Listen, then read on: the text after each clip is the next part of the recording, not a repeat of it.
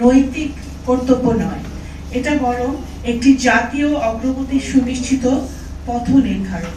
নারীরা যখন শিক্ষিত হয়, জাতি আলোকিত হয়। নারীরা যখন প্রেরণা দেয়, জাতি এগিয়ে যায়। নারীরা যখন সমৃদ্ধ হয়, সমাজ সমৃদ্ধ হয়।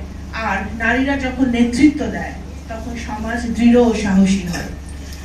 জাতীয় কবি কাজী নজরুল ইসলামের একটি বিখ্যাত উক্তি আছে, জগতের যত বড় বড় জয়, বড় বড় অভিযান, মাতা ভগ্নী ও বধূদের ত্যাগ হইয়াছে মহিয়ান। আমাদের মহান মুক্তিযুদ্ধ কিন্তু সবচেয়ে বড় একটি প্রমাণ।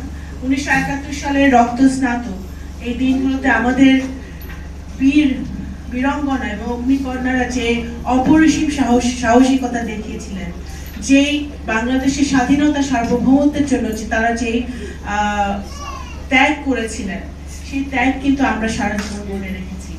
বরং আমাদের জাতির মনোমন্দিরে স্পন্দিত এক অমর সুর, যা প্রজন্ম থেকে প্রজন্ম তলে অনন্ত প্রেরণা বিকশিত হয়ে তারা সবসময় চলবে আমাদের মাঝে।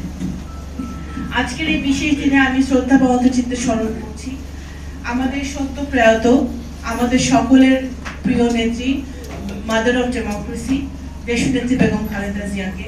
বাংলাদেশের প্রথম নারী প্রধানমন্ত্রী হিসেবে তিনি কেবল একটি রাজনৈতিক অধ্যায়েরই সূচনা করেননি, নারীর ক্ষমতায়নের ইতিহাসে এক দীপ্তমান মহাকাব্য রচনা উনি করেছিলেন।